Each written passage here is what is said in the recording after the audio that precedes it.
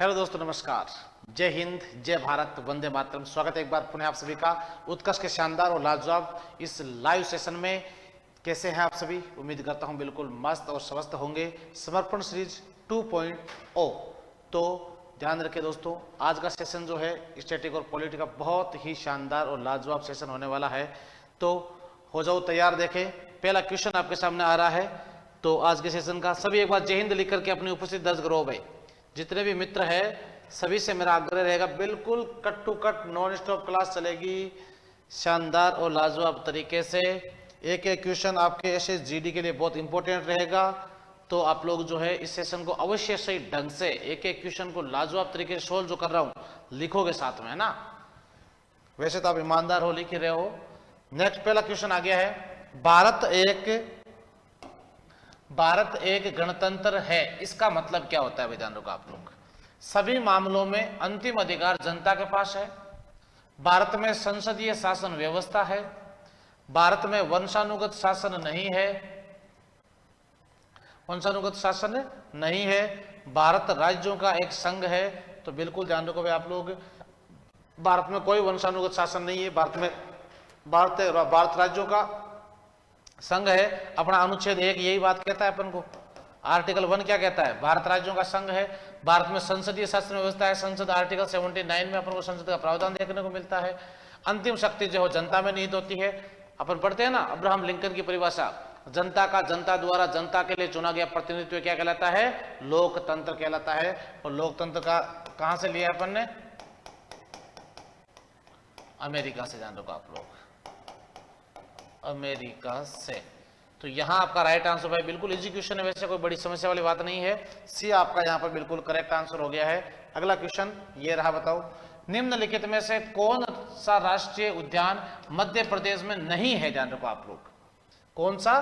बांधवगढ़ राष्ट्रीय उद्यान, डायनासोर जीवाश्म राष्ट्रीय उद्यान, वन विहार राष्ट्रीय उद्यान और बेतला राष्ट्रीय उद्यान। इनमें से कौन सा राष्ट्रीय उद्यान है जो दोस्तों मध्य प्रदेश में स्थित नहीं है?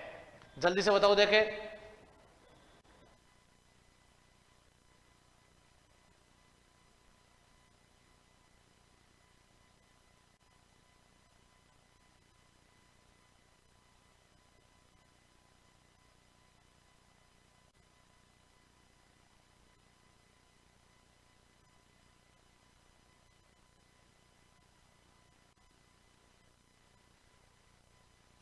हाँ तो ध्यान रखो। देखो, बांधवगढ़ राष्ट्रीय उद्यान कहां पर है? मध्य प्रदेश में है।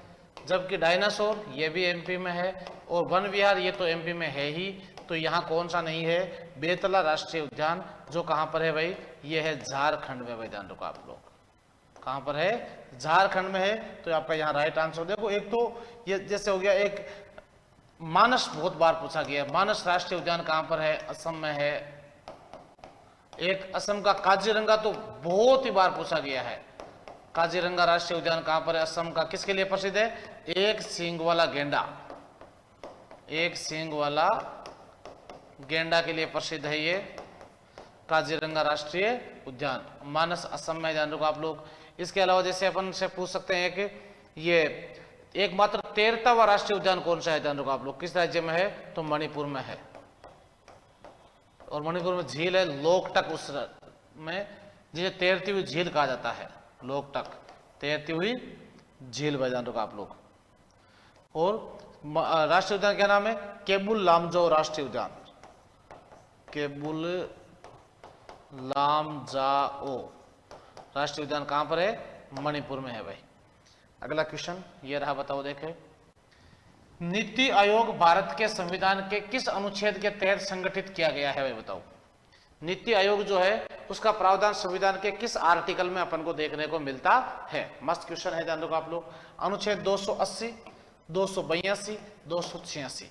आप सभी को ज्ञात हो, अनुच्छेद 280 में किसका प्रावधान है? वित्त आयोग का प्रावधान है भाई। वित्त आयोग। वित्त आयोग, प्रथम वित्त आयोग का गठन राष्ट्रपति हमेशा, ध्यान रखो, 5 वर्ष के लिए वित्त आयोग का गठन करता है। और प्रथम जो वित्त आयोग गठन हुआ था वो हुआ था कब? 1952 ईस्वी में। जिसके प्रथम के अध्यक्ष कौन थे? केसी नियोगी। केसी नियोगी। और 15वां वित्त आयोग के अध्यक्ष 15वां वित्त आयोग के NK सिंह भाई, NK सिंह। और 16वां वित्त आयोग का हाल ही में अध्यक्ष किसको बनाया गया है? अरविंद पनगड़िया को, अरविंद पनगड़िया को बनाया गया है 16वें वित्त आयोग का अध्यक्ष। हमसे प्रश्न पूछा है कौन सा आर्टिकल? नीति आयोग, तो भाई कोई सा ही नहीं है। नीति आयोग एक गैर संवैधानिक निकाय है भाई, सुनना अच्छे से। ऐसे जीडी में पिछली बार ध्यान रखो, पंचवर्षीय योजना, योजना आयोग, नीति आयोग के बहुत सारे क्वेश्चन पूछे थे, तो इस प्रश्न को थोड़ा सा ढंग से देखना आप लोग। मैं इसकी पूरी व्याख्या आपके सामने प्रस्तुत कर रहा हूं, सुनना आप लोग। पहले ये बना था योजना आयोग, सुनना अच्छे से। योजना आयोग, योजना आयोग की स्थापना कब हुई थी? 15 मार्च 1950 ईस्वी को पंडित जवाहरलाल नेहरू सरकार के समय। यह एक ऐसा आयोग है जिसका अध्यक्ष फिक्स होता है। कौन होता है? भारत का प्रधानमंत्री होता है। और प्रथम अध्यक्ष कौन हुए थे? पंडित जवाहरलाल नेहरू। इसमें हमेशा अध्यक्ष नहीं पूछते, अपन से पूछते हैं इसके अंदर उपाध्यक्ष। तो प्रथम उपाध्यक्ष कौन हुए थे? गुलजारी लाल नंदा भाई, गुलजारी लाल नंदा इसके प्रथम उपाध्यक्ष हुए थे भाई। और काम क्या था? देश में पंचवर्षीय योजनाओं को लागू करना। अब मोदी सरकार जब आई तो मोदी सरकार ने, ध्यान रखो, कि 1 जनवरी 2015 ईस्वी को, कब? 1 जनवरी 2015 ईस्वी को इस योजना आयोग का नाम बदलकर क्या रख दिया भाई? नीति आयोग रख दिया। नीति यानी national institute for transforming India, राष्ट्रीय भारत परिवर्तन संस्थान इसका पूरा नाम होता है। जिसके अध्यक्ष की मैं बात करूं तो मैं आपको पहले ही बता चुका हूं, अध्यक्ष कौन होता है? प्रधानमंत्री। तो इसका पहला अध्यक्ष भी प्रधानमंत्री मोदी था, वर्तमान अध्यक्ष भी कौन है? मोदी है भाई। और उपाध्यक्ष हमेशा ध्यान रखो, इसके अंदर सबसे उपाध्यक्ष जो है प्रथम कौन हुए थे? तो प्रथम थे अरविंद पनगड़िया, प्रथम उपाध्यक्ष कौन थे? अरविंद पनगड़िया। और वर्तमान में कौन है? वर्तमान में है डॉक्टर सुमन किरण बेरी, डॉक्टर सुमन किरण बेरी, ये है वर्तमान में इसके उपाध्यक्ष। और वर्तमान में इसके CEO कौन है? तो वो है doctor BVR Subramanyam, BVR Subramanyam, ये वर्तमान में नीति आयोग के CEO। और ध्यान रहे, नीति आयोग का नीति आयोग थिंक टैंक के रूप में कार्य करता है भाई, थिंक टैंक के रूप में कार्य करता है। ओके, तो अब योजना आयोग का नाम क्या हो गया? नीति आयोग। और यह एक गैर संवैधानिक निकाय है, आर्टिकल कुछ भी नहीं है इसके अंदर, गैर संवैधानिक निकाय है, जिसकी स्थापना 1 जनवरी 2015 ईस्वी को हुई थी। योजना आयोग की जगह नाम हो गया नीति आयोग। तो यहां आपका राइट आंसर क्या हो जाएगा? डी। इनमें से कोई नहीं आपका बिल्कुल करेक्ट आंसर हो गया है। नेक्स्ट क्वेश्चन आ गया है, जल्दी से बताओ देगा राइट आंसर भाई। अगला प्रश्न कि निम्नलिखित में से किस सितार वादक को वर्ष 1999 में भारत रत्न से सम्मानित किया गया था? हरिप्रसाद चौरसिया, तो ये तो सितार से है ही नहीं, ये तो किससे है? बांसुरी वादक है। प्रसिद्ध ध्यान रखो आप लोग, पंडित रविशंकर या भूपेन हजारिका या पंडित भीमसेन जोशी जी। तो यहां आपका राइट आंसर हो जाएगा भाई पंडित रविशंकर जी को। और आपको जानकारी के लिए बता दूं, पंडित रविशंकर जी जो है, इनको सबसे बड़ा संगीत के क्षेत्र का दिया जाने वाला पुरस्कार ग्रैमी अवार्ड से भी सम्मानित किया गया है। ग्रैमी अवार्ड जो संगीत की कुल 108 श्रेणियों में दिया जाता है भाई, 108। और इसके साथ ही पंडित रविशंकर के साथ में प्रमुख कलाकार एक और है जिनका नाम है विश्व मोहन भट्ट।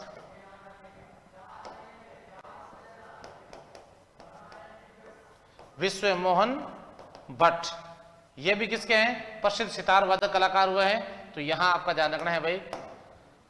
भूपेन हजारिका के नाम से भूपेन हजारिका पुल भी है, डोला सादिया जिसे अपन कहते हैं, हाँ, ब्रह्मपुत्र नदी पर असम में। तो यहां आपका राइट आंसर क्या हो गया भाई? पंडित रविशंकर आपका यहां पर बिल्कुल करेक्ट आंसर हो गया। ये रहे आपके पंडित रविशंकर जी, जिनको 1999 ईस्वी में भारत रत्न से सम्मानित किया गया है भाई। और भारत रत्न भारत का सर्वोच्च नागरिकता पुरस्कार है, जो 1954 ईस्वी में प्रारंभ हुआ था भाई। कब हुआ था? 1954 में।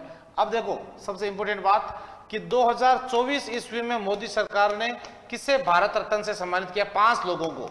ये आपसे पूछ सकते हैं इस बार पक्का। एक तो कर्पूरी ठाकुर जो बिहार के पूर्व CM थे, दूसरा नाम MS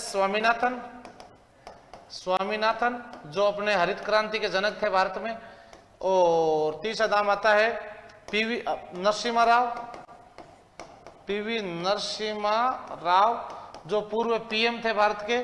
और चौथा नाम आता है चौधरी चरण सिंह जी, चौधरी चरण सिंह जी जो पूर्व पीएम भारत। और पांचवा नाम आता है लाल कृष्ण आडवाणी जी, लाल कृष्ण आडवाणी।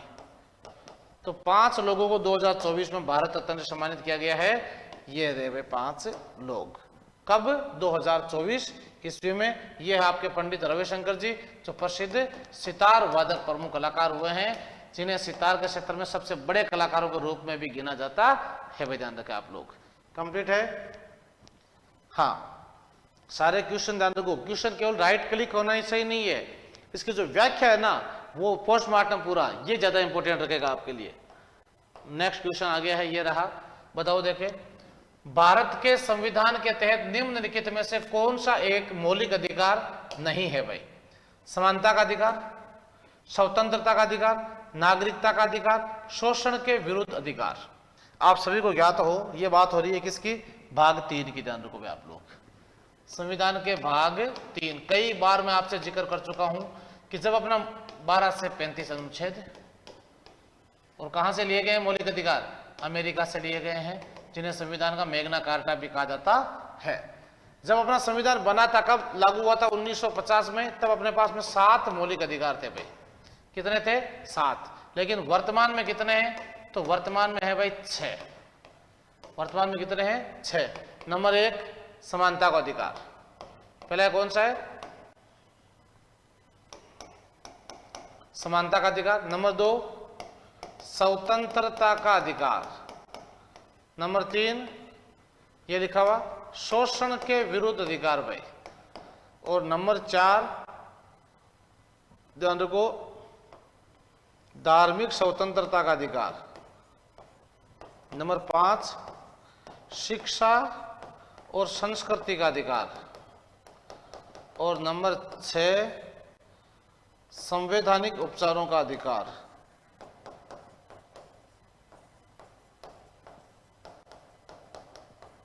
संवैधानिक उपचारों का अधिकार। समानता का अधिकार है अनुच्छेद 14 से 18। स्वतंत्रता है 19 से 22। पिछली बार सबसे ज्यादा आर्टिकल पूछे गए थे मौलिक अधिकार से, एक 14 में क्या है, 15 में क्या है, 16 में क्या है, 17 में, 18 में, 19, 20, 21, 22। सुन लेना अच्छे से।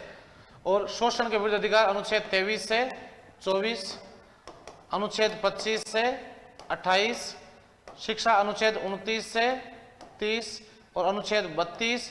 अनुच्छेद 31 जो क्या था? संपत्ति का अधिकार भाई। अनुच्छेद 31 क्या था? संपत्ति का अधिकार, जिसको 44वां संविधान संशोधन हुआ था कब? 1978 ईस्वी में मोरारजी भाई देसाई सरकार के समय, जिसे हटाकर के कानून की धारा 301 के तहत बना दिया गया है कानूनी अधिकार। कानूनी अधिकार। और एक पॉइंट और ध्यान रखना भाई थोड़ा सा, कि पहली बार हमारे अधिकारों की मांग कब हुई थी? 1895 ईस्वी में। किसके द्वारा की गई थी? बाल गंगाधर तिलक के द्वारा हमारे राइट्स की मांग रखी गई थी। तो यहां आपका कौन सा अधिकार नहीं है? नागरिकता का अधिकार नहीं है भाई। ध्यान रखो आप लोग। ये लो करेक्ट आंसर है सभी के। हाँ, सी आपका बिल्कुल यहाँ राइट आंसर है। अगला क्वेश्चन आ गया है, ले बताओ देखे। 1983 ईस्वी में फिल्म गांधी के अपने योगदान के लिए भानु अथैया भारत की प्रथम ऑस्कर पुरस्कार विजेता बनी थी। उन्हें किस श्रेणी में ऑस्कर अवार्ड दिया गया था? सर्वश्रेष्ठ संपादन के लिए, कस्तूरबा गांधी की भूमिका निभाने के लिए, या फिर सर्वश्रेष्ठ बैकग्राउंड म्यूजिक के लिए, या सर्वश्रेष्ठ कॉस्ट्यूम डिजाइन के लिए? बताओ देखें। यानी अलग अलग कैटेगरी दिया जाता है ना, सर अभिनेता, अभिनेत्री, आपके निर्देशक वगैरह वगैरह, जो किस सेक्टर में इनको दिया गया था। जो ऑस्कर अवार्ड है ये भारत का विश्व का सबसे बड़ा फिल्म के क्षेत्र में दिया जाने वाला पुरस्कार है भाई, ऑस्कर, जो 1929 ईस्वी में प्रारंभ हुआ था। कौन सा देश देता है रे? तो ये देता है अमेरिका। अमेरिका किस क्षेत्र में है? फिल्म के क्षेत्र में भाई।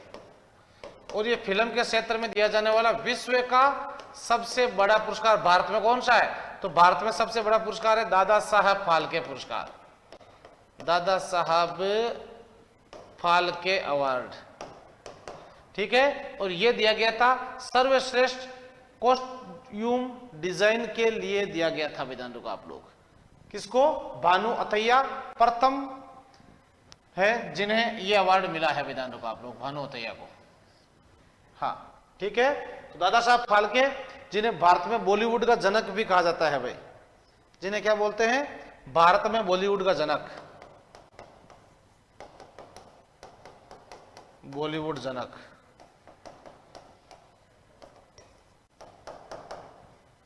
नेक्स्ट अगला क्वेश्चन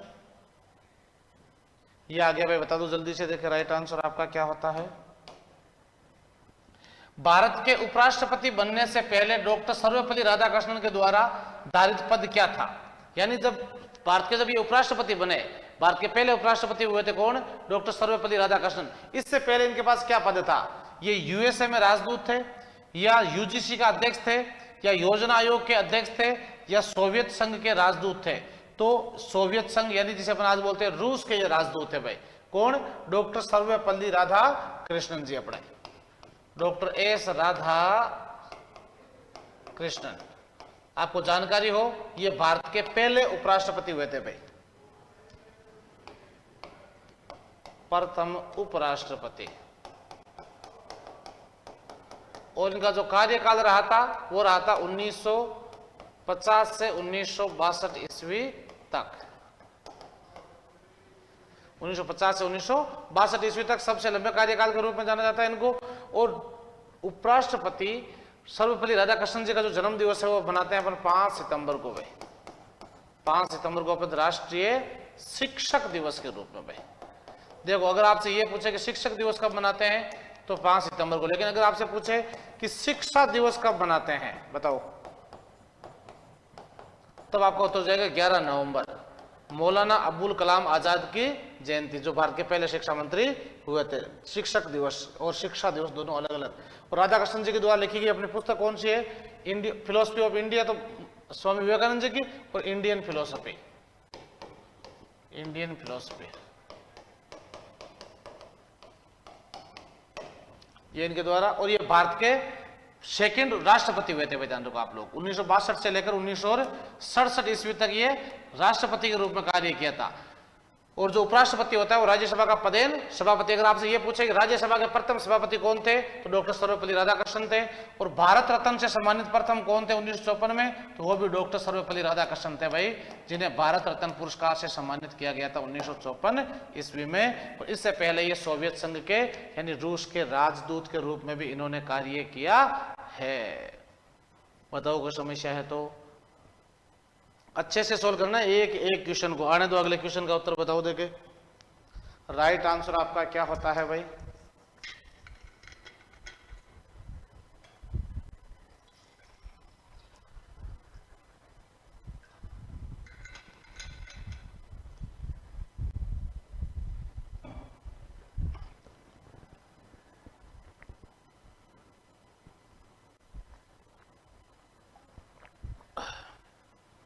हाँ नेक्स्ट है भाई, देखो कि निम्नलिखित में से किस राज्य में भगवान अयप्पा को समर्पित सबरीमाला श्री धर्म षष्ठ मंदिर स्थित है भाई?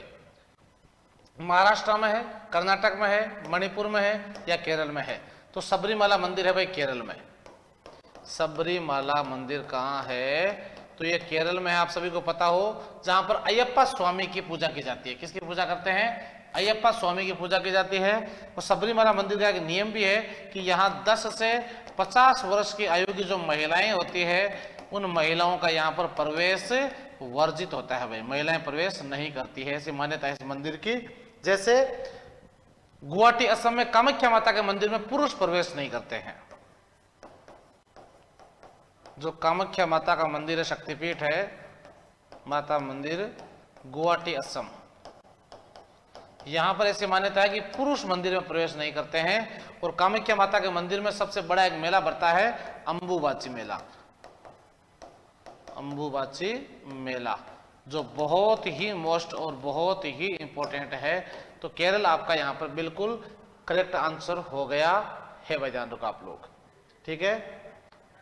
महाराष्ट्र में कौन सा पर्व मनाया जाता है मेन रूप से? गणेश और शिवाजी महोत्सव, गणेश और जी महाराज, गणपति बप्पा मोरिया और शिवाजी महोत्सव। कर्नाटक में कंबाला, पिछली बार पूछी जीडी में आपके, जो भैंसों की दौड़ है वो कहाँ की है? कर्नाटक के, जान रहे आप लोग। हाँ, और मणिपुर का थांगटा, थांगटा क्या है? मार्शल आर्ट, मार्शल आर्ट है जिसमें युद्ध कला का प्रदर्शन। अभी तो युद्ध कला क्या, मणिपुर वाला तो युद्ध ही कर रहे हैं। तो डी आपका यहां पर बिल्कुल करेक्ट आंसर हो गया है। अगले क्वेश्चन का उत्तर दीजिए। देखिए, केंद्रीय सूचना आयोग जो है का गठन कब किया गया था भाई? हाँ, in which year was the central information commission formed? 1964, 1993, 92 या 2005? तो केंद्रीय सूचना आयोग जो बना था, यानी सूचना का अधिकार अधिनियम जो पास हुआ था 2005 ईस्वी में पास किया गया था, किसके द्वारा? मनमोहन सिंह जी की सरकार में भाई, सरदार मनमोहन सिंह, मनमोहन सिंह जी की सरकार के समय भाई। क्योंकि 2004 से 14 तक भारत के पीएम कौन रहे थे? मनमोहन सिंह जी ही रहे थे। सूचना का अधिकार 1964 में, ध्यान रखना, पंडित जवाहरलाल नेहरू की पद पर रहते मृत्यु हो गई थी भाई, पद पर मृत्यु हुई थी। पहले प्रधानमंत्री है पंडित जवाहरलाल नेहरू, जिनका हैप्पी बर्थडे कब मनाते हैं? 14 नवंबर को, बाल दिवस के रूप में भाई। फिर 1993 ईस्वी में, ध्यान रखो आप लोग, भारत में पंचायती राज लागू हुई थी पहली बार, और 1992 ईस्वी में पंचायती राज को संवैधानिक मान्यता दी गई थी। और 6 दिसंबर 1992 को अयोध्या में बाबरी मस्जिद को भी तोड़ा गया था। तो कुछ ऐसी घटनाएं हैं सन के साथ में जो आपको याद रखनी होती है, क्योंकि अभी एग्जाम के अकॉर्डिंग ये इंपॉर्टेंट पॉइंट बनते हैं। तो सूचना का अधिकार तो 2009, और मनमोहन सिंह जी के समय आया था राइट टू एजुकेशन, शिक्षा का अधिकार, शिक्षा का अधिकार अधिनियम कब आया था? 2009 ईस्वी में। और लागू कब से हुआ था? लागू हुआ था 1 अप्रैल 2010 से। इसके तहत क्या था भाई? इसके तहत था कि 6 से 14 वर्ष तक के जो बच्चे हैं उनको अनिवार्य शिक्षा दिलाना माता पिता का मौलिक अधिकार होगा, आर्टिकल 21A के तहत भाई। आर्टिकल 21A के तहत 6 से 14 वर्ष तक के बच्चों को कंपल्सरी शिक्षा दिलाना माता पिता का राइट्स होगा, अधिकार होगा। मनमोहन सिंह जी की सरकार के हिस्से में जोड़ा गया था। नेक्स्ट ये रहा, 2011 की जनगणना के अनुसार भारत की महिला साक्षरता दर कितनी है भाई? 60.5, 65.46, 68.7, 70.5। तो 65.46। देखो एक चीज मैं आपको बता देता हूं भाई, सुनना अच्छे से। जनगणना को लेकर के और पंचवर्षीय योजना को लेकर के पिछली बार सर्वाधिक क्वेश्चन पूछे थे, उम्मीद करता हूं इस बार भी पूछेंगे, पक्की बात है जीडी में। तो जनगणना का एक एक आंकड़ा पूरा आपको कवर कर लेना है।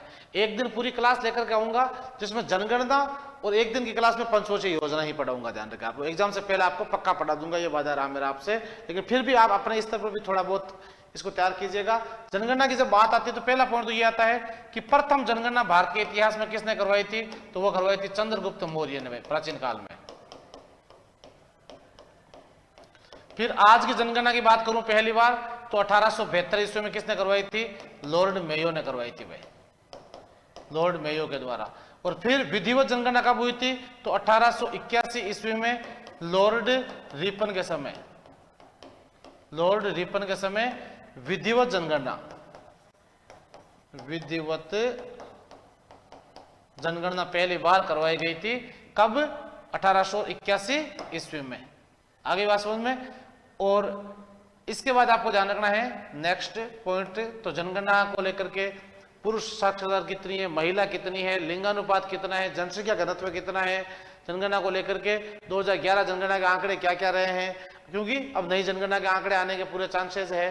तो पुराने वाले के आंकड़े पक्का पूछेंगे एग्जाम में 101%। तो 2011 की जनगणना है, तो ये आपको अच्छे से ध्यान रखना है भाई। यहाँ आपका राइट आंसर हो गया 65.46, बिल्कुल करेक्ट आंसर हो गया है। अगला क्वेश्चन है, चमेरा जल विद्युत योजना जो है किस राज्य में स्थित है? महाराष्ट्र में है, गुजरात में है, हिमाचल प्रदेश में है, या फिर पंजाब में है भाई? ध्यान रखो आप लोग। जैसे पंजाब में सबसे प्रसिद्ध कौन सी है? भाखड़ा नांगल बांध परियोजना। हालांकि नांगल बांध हिमाचल प्रदेश में, ध्यान रखना आप लोग। बांध परियोजना भाखड़ा है पंजाब में। किस नदी पर है भाई? सतलज और व्यास नदी, और व्यास नदी, जिसको पंडित जवाहरलाल नेहरू ने विश्व की चमत्कारी विराट वस्तु बताया है भाई। विश्व की चमत्कारी विराट वस्तु किसने कहा था? पंडित जवाहरलाल नेहरू ने। और गुजरात में है सरदार सरोवर बांध भाई, सरदार सरोवर बांध कहां पर है? गुजरात में। किस नदी पर है? नर्मदा नदी पर। और आपको जानकारी हो, यह विश्व का सबसे बड़ा बांध है, सॉरी माफी चाहता हूं, भारत का। विश्व का कौन सा है? ग्रांट कोली कोलंबिया नदी पर, अमेरिका है। और भारत का यह सबसे बड़ा बांध है भाई, सबसे बड़ा बांध कौन सा है भाई? तो वो है ग्रांट कोली, आपके गुजरात का नर्मदा नदी पर बना हुआ सरदार सरोवर डैम जो है वो भारत का सबसे बड़ा बांध है। आपसे प्रश्न पूछा था मैंने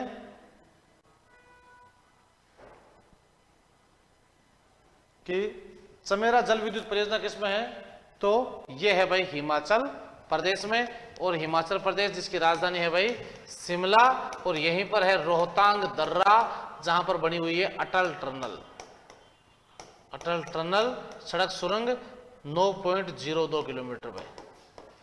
किलोमीटर लंबी सड़क सुरंग बनी हुई है। तो ये है भाई अपना आज का शानदार और लाजवाब सेशन।